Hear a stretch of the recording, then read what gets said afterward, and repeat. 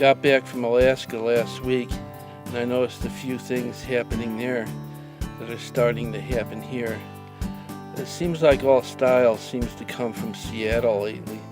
There's a thing called tree art I've seen there, and it's starting to happen around here. People are doing all kinds of artistic things with certain trees in town. They're making tree sweaters, these knitting and crocheting. They're hanging them on trees in all different kinds of designs and colors. They're putting stuffed animals way up in trees. I saw a stuffed tiger in a tree, stuffed koala bears, all kinds of stuffed animals. And they're painting some trees, and some trees they're nailing little constructions on it and designs. Also, there's a new food item going on. It's called pho, or po. It's a Southeast Asian, Thai, Cambodian, Indonesian food soup.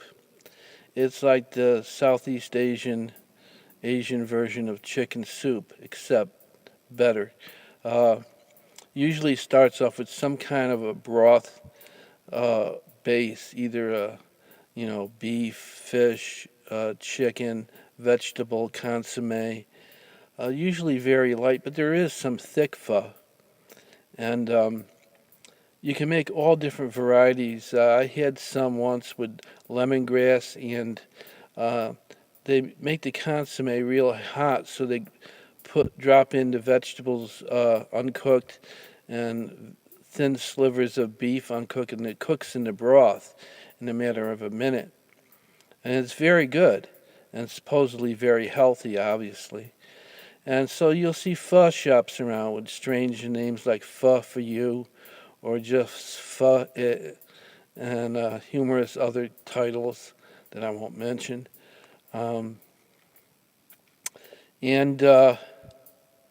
Well, in Alaska, there's a few stories I heard. There was the excursion bus driver, this woman who lived there for 30 years. She said that there's only two kinds of people in Alaska. There's men and women who act like men.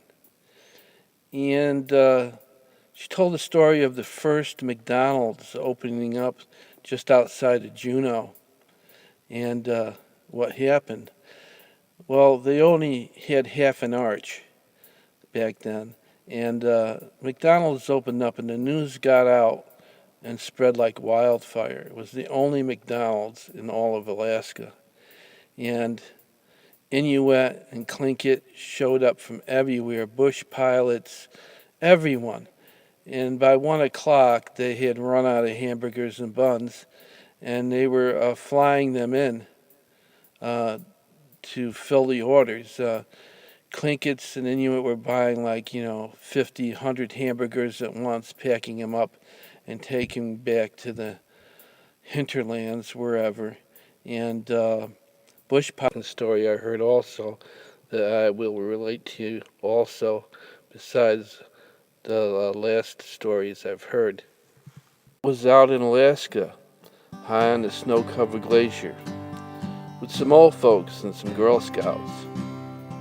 The copter was broke down, and you could hear the wolves howl, and we had no way out.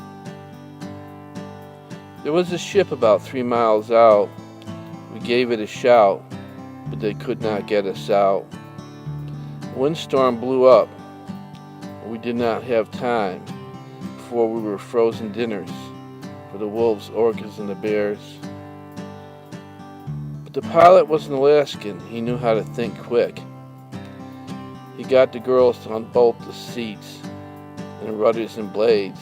And he made a huge sled out of them, as quick as you can blink. He tied the seatbelts together, made a dog sled harness, and strapped us all in. He called the ship and said we were coming.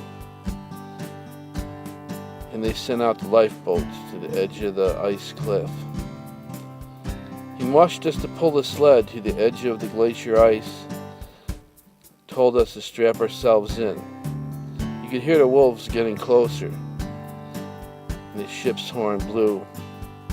When he pulled the sled over the lip and jumped in for a ride we would never forget.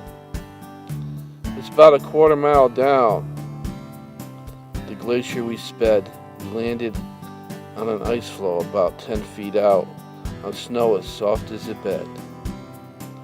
The boats picked us up with hot chocolate, and off on the cruise we went. It was an Alaska rescue, you could bet.